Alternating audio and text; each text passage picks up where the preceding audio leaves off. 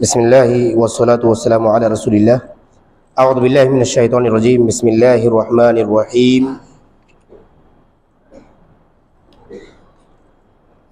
इन तमसस्कुम हसनतुन तसुहुम व इन तुसिबकुम सय्यअतुन यफ्रहु बिहा व इन तस्बिरु व तत्तक़ु ला यदुर्रुकुम कैदुहुम शैआ इन्नल्लाह बिमा यअमलून मुहीत। अल्लाह तबारक व तआला ने सूरह आल इमरान की आयत नंबर 120 के अंदर कुफ़ार और मुशरिकीन की साजिशों से बचने का तरीक़ा, उसूल और ज़ाब्ता हमें और आपको बताया है। और याद रखें कि आज हम और आप दुनिया के तमाम तर मैदानों में जो शिकस्त खुर्दा है, उसकी बुनियादी वजह यह है कि हमने और आपने इन उसूल और ज़ाब्तों को मद्देनज़र ना रख करके जल्दबाजी में जो फ़ैसले लेते हैं, उसका नतीजा ये निकलता है कि हमें और आपको नुकसान उठाना पड़ता है। अल्लाह के रसूल सल्लल्लाहु अलैहि वसल्लम की सीरत में हमें इसके बरअक्स तस्वीरें नजर आती हैं। क्या है अल्लाह तबारक व तआला का फरमान? फरमाए इन तमसस्कुम हसनतुन तसुहुम, अगर तुम्हें कोई खैर पहुंचती है, कोई भलाई पहुंचती है, तुम्हें कोई इनाम मिलता है, तुम्हें कोई एजाज मिलता है, तो उन्हें तकलीफ पहुंचती है। किन्हें?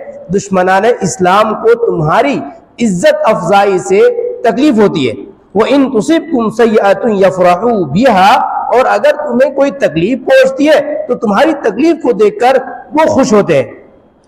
यहां एक बात समझ में आई कि मोमिनों को तकलीफ में देखकर खुश होना ये दुश्मनाने इस्लाम का शेवा है, मोमिन का नहीं।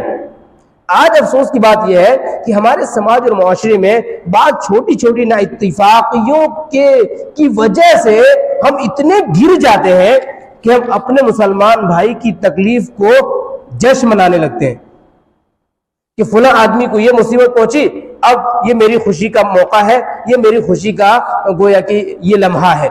इंतहाई घटिया हरकत है। हरगिज हरगिज ऐसा न करे, बल्कि मोमिन की तकलीफ पे रंजीदा होना ये मोमिनों की शान है, ये उसकी पहचान है, ये ईमानी हरारत की दलील है, ये ईमानी रिश्ते की कद्र करने की एक अलामत है। आगे अल्लाह तबारक व तआला फरमाते हैं कि वो इन तस्बीरू, अब जो कुछ दुश्मनों ने किया वो अपनी जगह, तुम्हारी तकलीफ पे वो खुश हुए, तुम्हारी खुशी पे वो नाराज हुए, ये सारी बातें अपनी जगह, उन्होंने साजिशें रची, उन्होंने अलग अलग हरबे अपनाए। इन तमाम का तोड़ क्या है? दुश्मन है वो दुश्मनी करेंगे। याद रखिए, आप दुश्मनों से खैर की उम्मीद नहीं रख सकते, और जो लोग भी दुश्मनों से खैर की उम्मीद रखते हैं वो असल में ऐसे ही है कि उसने जहर से मरज की दवा की उम्मीद रखी है, जबकि हकीकत में जहर से दवा नहीं बल्कि उससे बीमारी पैदा की जाती है। अल्लाह तबारक व तआला ने फरमाया फ़इन तस्बिरू, अगर तुम दुश्मनाने इस्लाम की इन तमाम तर हरबों के खिलाफ सब्र इख्तियार करो, व तत्तक़ू, और तक़वा इख्तियार करो, फरमाया ला यदुर्रुकुम कैदुहुम शैआ, अल्लाहु अकबर, शैआ, तो उनकी ये तमाम तर साजिशें तुम्हें जर्रा बराबर भी नुकसान नहीं पहुंचाएंगी।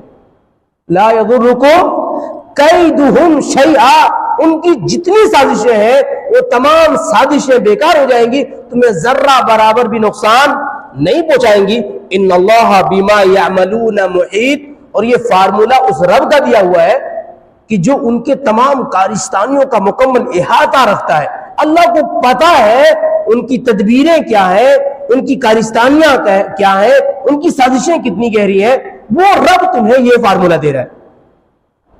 अब देखिए, होता क्या है कि हम और आप जब कोई मामला होता है, मिसाल के तौर पर तौहीन रिसालत, अल्लाह के रसूल सल्लल्लाहु अलैहि वसल्लम की तौहीन का मामला पेश आता है, कुरान को जलाने का मामला पेश आता है, किसी मुसलमान नौजवान को सताने का मामला पेश आता है, किसी मस्जिद पे पथराव करने का मामला पेश आता है, या कोई और आता है, मुसलमान फौरी रिएक्शन देने की कोशिश करते हैं। कुरान ने क्या कहा? व इन तस्बिरू व तत्तक़ू, अगर तुम सबसे पहले फौरी रिएक्शन के बारे में मत सोचो, सब्र इख्तियार करो, हिकमत अमली तैयार करो, सियासी, इसी तरीके से उसूली, इसी तरीके से दस्तूरी, इसी तरीके से समाजी तमाम मामलात के हर एक पहलू पे गौर करो, तुम्हारा स्टैंड क्या होना चाहिए और तुम्हारे रद्द अमल कैसा होना चाहिए। जब तुम इन तमाम चीजों को अच्छी तरीके से कैलकुलेशन करने के बाद, सब्र इख्तियार करने के बाद, फिर तकवा, फिर तकवा भी इख्तियार करना है, खाली सब्र करके काम नहीं चलेगा। तकवा, और ये तकवा क्या है? ये तकवा हमें और आपको क्या करना है और क्या नहीं करना है इसका मेयार बताता है। क्या करना है और क्या नहीं करना, ठीक है। समाजी उसूल अपनी जगह, मुल्क के दस्तूर अपनी जगह, और सियासी तकाजे अपनी जगह, ये तमाम बातें अपनी जगह है। लेकिन हर सियासी तकाजा शरीयत के आईने में करने जैसा है क्या, ये देखना पड़ेगा। अल्लाह तबारक व तआला ने हमें और आपको यह हुक्म दिया कि अगर तुम सब्र इख्तियार करो, तकवा इख्तियार करो, तब फिर ये इन तमाम लोगों की साजिशें और दुश्मनान इस्लाम की तमाम कारिस्तानियां तुम्हें कोई नुकसान नहीं पहुंचा सकती। शैआ कुछ भी नहीं, जर्रा बराबर भी नहीं, बल्कि उनके तमाम हरबे उल्टे उन्हें नुकसान पहुंचाएंगे। मैं इसकी एक मिसाल देता हूं। अल्लाह के रसूल सल्लल्लाहु अलैहि वसल्लम सन 6 हिजरी में आपने अपने तमाम साहबे किराम और मोमिनीन को लेकर के मक्का पहुंचे। इरादा क्या था? इरादा था उम्रा करने का। जाएंगे, उम्रा करेंगे, जो हमारे पास बकायदा तौर पर जानवर मौजूद है उसकी कुर्बानी करेंगे, हलाल होंगे, वापिस आ जाएंगे। अल्लाह के रसूल मक्के पहुंच गए। मक्के के करीब में ही मुशरिकीन ने आपको रोक दिया, कहा कि हम इस साल आपको उम्रा करने नहीं देंगे। अल्लाह के रसूल सल्लल्लाहु अलैहि वसल्लम ने पड़ाव इख्तियार किया। आपने मुआहदे के लिए बकायदा तौर पर हज़रत उस्मान रज़ी अल्लाह तआला और उनके साथ दीगर साहबे किराम को भेजा मक्के में, आप जाएं और सिफारती काम अंजाम दें। खबर क्या फैल गई उधर? खबर यह फैली कि उस्मान रज़ी अल्लाह तआला नऊज़ु बिल्लाहि मिन ज़ालिक और दीगर साहबे किराम शहीद कर दिए गए। अल्लाह के रसूल सल्लल्लाहु अलैहि वसल्लम ने फौरी कदम नहीं उठाया, ना ही आप रोके गए तब फौरी कदम उठाया, न आप वहां गए तब आपने फौरी कदम उठाया, न उस्मान रज़ी अल्लाह तआला अन्हु की कत्ल की खबर आई तब फौरी कदम उठाया, बल्कि आप ठहरे। आपने साहबे किराम को बैअत रिज़वान के लिए तैयार किया। आपने उनके सामने तमाम मसाइल को रखा और उन तमाम से अपनी जिंदगी की आखिरी सांस तक कुर्बानी देने के लिए मुआहिदा किया। एक तरफ ये मुआहिदा जिससे कुफार मरऊब हुए, और दूसरी तरफ फिर आप देखेंगे सुलह हुदैबिया का वाकया पेश आता है। यानी उसके बाद सुलह, अल्लाह के रसूल सल्लल्लाहु अलैहि वसल्लम के सामने सुलह की पेशकश की जाती है कि हम कुछ सुलह आपके साथ करना चाहते हैं। अल्लाह के रसूल सल्लल्लाहु अलैहि वसल्लम ने उस मौके पे सुलह किया, और अजीब सुलह था। उसके दफात को देखेंगे, उसके एक एक नुकात को देखेंगे तो ऐसा लगेगा कि इस्लाम और मुसलमान अल्लाह के रसूल सल्लल्लाहु अलैहि वसल्लम की क़यादत में दब करके सुलह कर रहे हैं। हजरत उमर फारूक रज़ी अल्लाह तआला दीगर साहबे किराम ने कहा, ए अल्लाह के रसूल, क्या हम हक पर नहीं है? अल्लाह के रसूल ने कहा, बेशक हम हक पर है। क्या आप अल्लाह के रसूल नहीं है? बेशक मैं अल्लाह का रसूल हूं। फिर ये दब का सुलह करना कैसा? ये सवाल था उनका। अल्लाह के रसूल ने उन्हें खामोश किया और कहा, जैसा चल रहा है उसको क्या करो, बस देखते रहो। अल्लाह तबारक व तआला ने फतह मुबीन की खुशखबरी सुनाई। वो दब करके सुलह करने का फायदा ये हुआ कि इस्लाम जिसकी तरवीज और इशाअत जिस तेजी के साथ आज तक हो रही थी, उससे कई गुना रफ्तार बढ़ गई। और 2 साल के बाद आप देख रहे हैं, 2 से 3 साल के अंदर अंदर मक्का फतह हो जाता है। मुसलमान मदीने से मक्के से गए थे, 6-7 साल हो चुका था, अभी कोई आसार नहीं दिख रहे थे मक्का फतह होने के। लेकिन जब वो सुलह किया जिसमें सब्र था और तकवा था, जिसमें कुर्बानी थी, उसके बाद अल्लाह तबारक व तआला ने मक्के की फतह अजीम से नवाजा कि नहीं नवाजा। असल मामला क्या है कि हम फौरी जो रिजल्ट सामने आ रहा है ना, हम उस पर इतना फोकस हो जाते हैं कि मुस्तकबिल को देखने की सलाहियत हम खो देते हैं। और मुसलमान दुरंदेश होता है, वो उजलतबाज नहीं होता। कितना दुरंदेश होता है, मुसलमान से बढ़कर कोई दुरंदेश हो ही नहीं सकता। मुसलमान तो इस दुनिया का मामला तो दूर की बात है, इस जिंदगी की बात तो बात की बात है, ये आखिरत के बारे में सोचता है। आखिरत के बारे में भाई इतना दुरंदेश होता है। यानी जब तक जिंदा रहेंगे तब तक क्या करेंगे, ये तो पक्का है कि ये तमाम चीजें करने हैं, ईमान पे जम करके रहना है, इस्लाम की खिदमत करनी है, नमाज पढ़नी है, तकवा शिआरी इख्तियार करनी है, अल्लाह को राजी करना है, फी सबीलिल्लाह खर्च करना है, अम्र बिल मारूफ और नही अनिल मुनकर करना है, तमाम काम काज इसको पता है। मुसलमानों से ज्यादा क्लियर विजन और क्लियर दस्तूर किसी के पास है ही नहीं। एक बच्चा पैदा होते ही उसके हाथ में ये किताब थमा दी जाती है, ये ले लो, क्या क्या करना है और क्या क्या नहीं करना सब तेरे को आज से पता है। और सिर्फ आज तक नहीं, मैंने कहा कि मरने के बाद भी हमें क्या करना है और कहां जाना है और कहां नहीं जाना है, हमारे किस हाथ में अमाल नामे मिलना है और किसमें नहीं मिलना है, हमारा शुमार किस गिरोह में होगा और किसमें नहीं होगा, ये तमाम तैयारी एक मुसलमान बचपन से अपने बच्चों की कराना शुरू कर देता है। सोचिए, इतना दूरअंदेश और इतना उजलतबाज कैसे हो सकता है। आज हमारी और आपकी उजलतबाजी ने हमें और आपको जिस तबाही के दहाने तक पहुंचाया है, उसकी तमाम तर मिसालें हमारे और आपके सामने हैं, उसे ढूंढने की जरूरत नहीं है। बहरहाल, आप कहेंगे कि जनाब ये तो एक आयत आपने रख दी है, हालात तो बड़े दिगरगुं हैं, बड़े खतरनाक हैं, ना गुफ्ताबे हैं, मीडिया का दौर है, सोशल मीडिया का दौर है, इंटरनेट का जमाना है, इल्मी एक सैलाब चला जा रहा है, ऐसे में ये फार्मूला काम करता है क्या? तो आइए हम सूरह आल इमरान की एक और आयत, और ये आयत है 186 नंबर की। यहां भी वही फार्मूला दिया गया है, हालात और कंडीशन अलग रखे गए और बताए गए हैं कि अगर तुमको फतह हासिल करनी है, तुम्हें इनकी साजिशों से बचना है, इनके नुकसानात से अपने आप की हिफाजत करनी है, तो तुमको करना वही होगा जो इससे पहले की आयत में आपके सामने रखी गई। अल्लाह तबारक व तआला ने क्या फरमाया। अच्छा, ये जो बात पूरी आ रही है, ये जंग के माहौल की बात आ रही है। जंग उहद में आप देखते हैं बहुत सारे सहाबा किराम रज़ियल्लाहु ताला अन्हुम अजमईन शहीद हो गए। छोटी सी आबादी है मदीने की, छोटी सी आबादी, उस छोटी सी आबादी के में से तकरीबन 70 सहाबा किराम शहीद हो गए थे। बहुत बड़ा जानी नुकसान था, बहुत बड़ा, लेकिन फातिह मुसलमान थे। आप कहेंगे फातिह मुसलमान थे, ऐसा क्यों? नुकसान तो मुसलमानों को हुआ, तो क्या हुआ? नुकसान हुआ तो नुकसान झेलने के बाद आदमी फतह हासिल नहीं करता है क्या?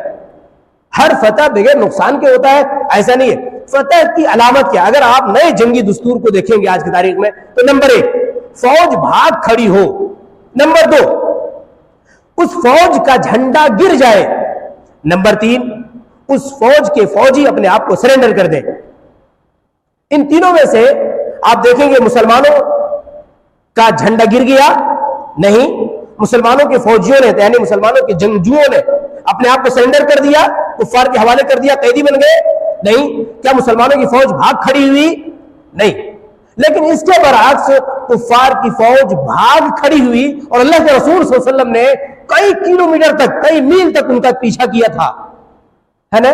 तो पीछा करने वाली फौज कौन होती है? फातिह फौज होती है, मफ्तूह फौज नहीं होती। तो अब आप यहां देखिए, पूरे जंगी मंजरनामे को मद्देनजर रखिए और उसके बाद इस आयत को देखिए। अल्लाह तबारक व तआला ने सबसे बदतरीन जो हालात हो सकते हैं उस वक्त भी क्या करना चाहिए एक मोमिन को, यह बताया। फरमाया लतुबलवुन्न फी अमवालिकुम, तुम्हें माली तौर पर आजमाया जाएगा, तुम माली हालात से दो चार किए जाओगे। व अनफुसिकुम, जानी नुकसानात तुम्हें पहुंचाए जाएंगे, तुम्हें जानी नुकसान से आजमाया जाएगा। फरमाया वलतस्मउन्न मिनल्लज़ीना ऊतुल किताब मिन क़ब्लिकुम व मिनल्लज़ीना अशरकू अज़न कसीरा, और तुम बहुत सारी अलग अलग किस्म की खबरें, साजिशें, अफवाहें और लोगों की तरक्की की बातें, उनकी तैयारियों की बातें, तुम्हारे खिलाफ इत्तेहाद की बातें और अलग अलग किस्म की बातें तुम सुनोगे। किन से सुनोगे? मिनल्लज़ीना ऊतुल किताब मिन क़ब्लिकुम, अहले किताब की जानिब से, कि यहूद ने यह कर लिया। आज सुनते हैं ना भाई, इजराइल ने यह कर लिया, अमेरिका ने यह कर लिया, बर्तानिया ने यह कर लिया, रशिया ने यह कर लिया, और चाइना ने यह कर लिया, और फला मुल्क ने यह कर लिया। कितना सुनते रहते हैं। अल्लाह ने पहले बता दिया था, तुम सुनोगे ऐसी खबरें कि फला ने यह कर लिया, फला ने वो कर लिया, फला ने फरमाया। और अहले किताब, उसके अलावा व मिनल्लज़ीना अशरकू, और मुशरिकीन के बारे में भी तुम्हारे पास खबरें आएंगी कि मुशरिकीन ने तुम्हारे खिलाफ ये तमाम तैयारियां कर रखी है। तुम्हारे खिलाफ तैयारी किसने की? अहले किताब ने की, यहूद ने की, नसारा ने की, मुशरिकीन ने की, मजूस ने की, और दीगर तमाम अक़वाम आलम ने की। लेकिन इन सब को निपटने और इन सब से निपटने का तरीका क्या है? अल्लाह तबारक व तआला ने फरमाया कि वो मिनल्लज़ीना अशरकू अज़न कसीरा, इंतहाई तकलीफ देह बातें तुम सुनते रहोगे। लेकिन इन सब से निपटने का एक ही तरीका, व इन तस्बिरू, अगर तुम सब्र से काम लो, व तत्तकू, और तुम तकवा इख्तियार करो। इससे पहले वाली आयत में क्या था? यही था ना भाई, सब्र और तकवा। याद रखिए, सिर्फ सब्र से काम नहीं चलेगा, सिर्फ सब्र से काम नहीं चलेगा, तकवा इंतहाई जरूरी है। तकवा दुनियावी कामयाबी के लिए भी जरूरी है और उखरवी कामयाबी के लिए जरूरी है। जंग में भी कामयाबी के लिए जरूरी है और रोजे की कबूलियत के लिए भी जरूरी है, नमाज की कबूलियत के लिए भी तकवा जरूरी है। इसका मतलब ये हुआ कि तकवा वो रूह है एक मोमिन के अंदर, दीनी रूह, जिस रूह को अगर निकाल दिया जाए तो एक मोमिन के तरह दिख तो सकता है लेकिन रह नहीं सकता, यानी वो एक स्टेचू की तरह बन जाता है।